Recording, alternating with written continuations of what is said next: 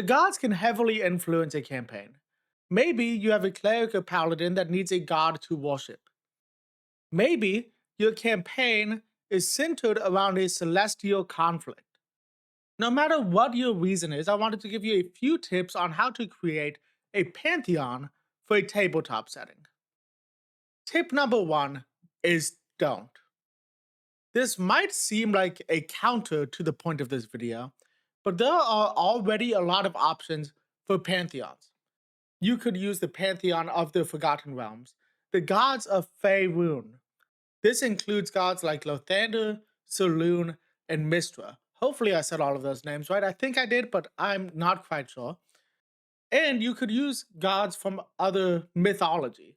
So, like the Greek gods, the Roman gods, Egyptian gods, or the Norse gods.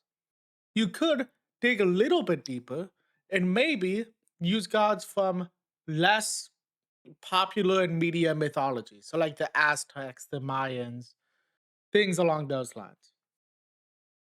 There is nothing wrong with using something familiar. Maybe it's even just a pantheon from a series of books that you like. If it is familiar to you, it might translate better to your campaign as a whole, anyways, because then you know what is going on with those gods. If you're using the Greek gods, which is going to be my example a lot in this video, because those are the gods that I'm most familiar with from Mythos, then you are going to know that Poseidon's the god of the sea. You're going to know that Hades has a three-headed dog guarding the underworld. And those could come into play in your campaign pretty easily. And being familiar with it means you're not looking for answers all the time. Tip number two is to use character backstories. This can be tough if done in the moment, but if a player wants to play somebody that worships a god, see what kind of god they want to worship, and then make that god. Kristen, what is a god worthy of your worship? Just an enthusiastic yes with an exclamation point floating in the sky. A giant three-dimensional block letters yes with an exclamation mark appears in front of you.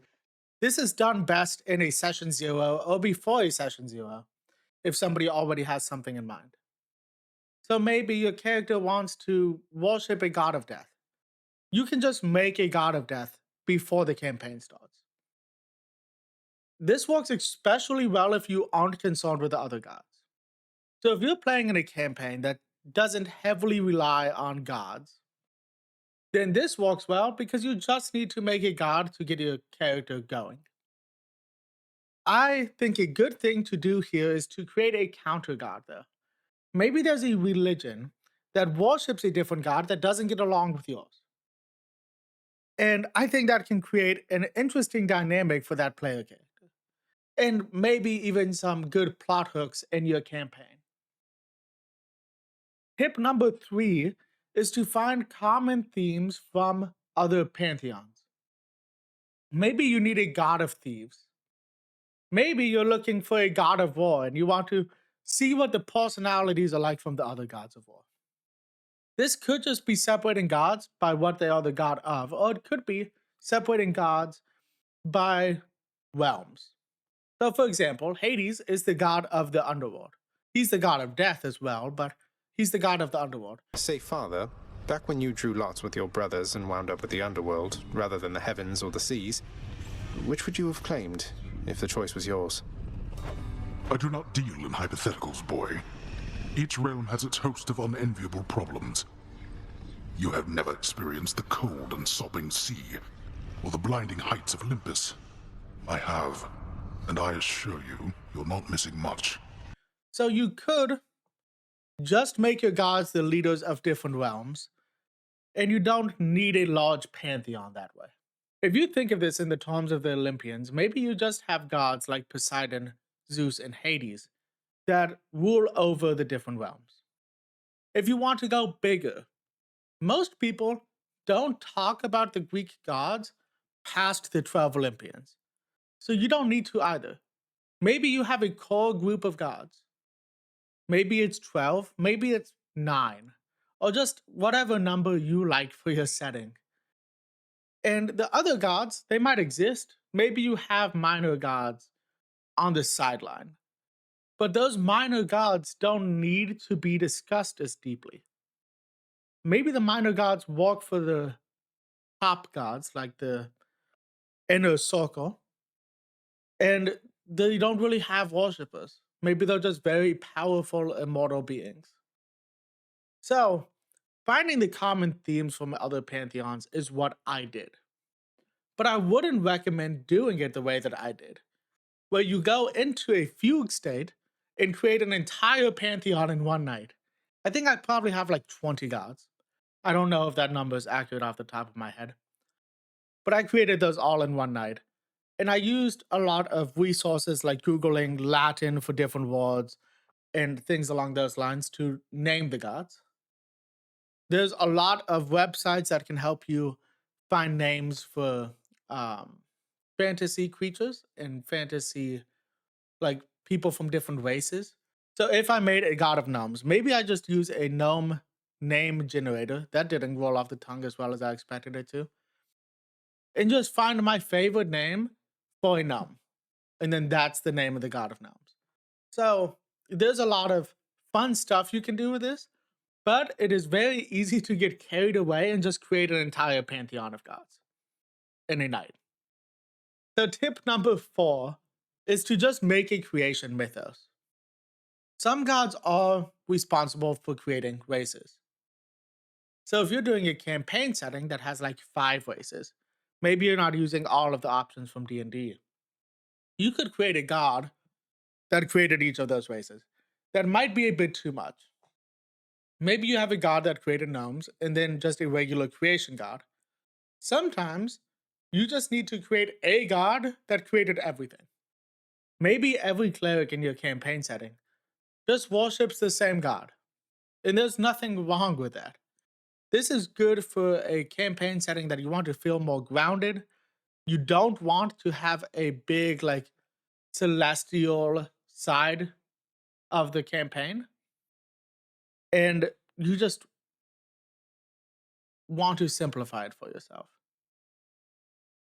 And then tip number 5 is another one that's a little counter to this argument, but maybe you can just leave the gods out, or most of them. You can have a setting where the gods don't intervene. Some people use settings where most of the gods are dead. This could work especially well if you don't have a cleric in the party. Maybe your D&D campaign is that all of the gods have died. One time a pig's head in a butcher shop told me that God and the devil killed each other. Maybe your D&D campaign is that they're all missing, but your cleric can still draw power from them. No matter what, you don't necessarily need gods in every single campaign. You guys, I'm not gonna mix words, okay? There's no God. If that's something you enjoy doing, then great. I hope you can use the other 4 tips. But in actuality, if you just don't want to use a god in your D&D campaign, you don't need to. So I hope you guys get something out of those tips. I think it is very fun to create pantheons for fantasy settings.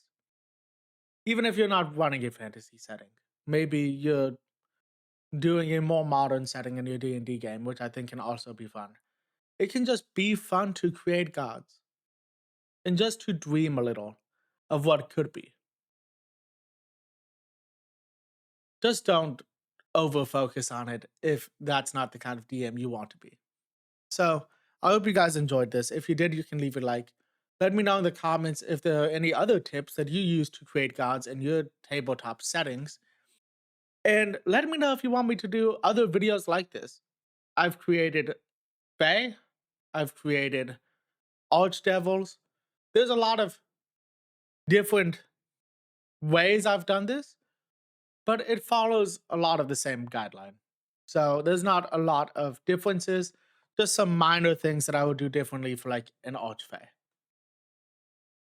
And leave a comment if you have any cool ideas for a god that you've used in a campaign, or at least written for a campaign. Because I always love reading what other people have made.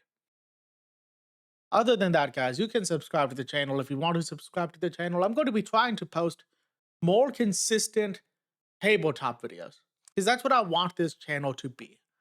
But sometimes I like to just post a weird little tier list or a movie review or something. So I'm going to try to do a nice mixture and just post more tabletop stuff.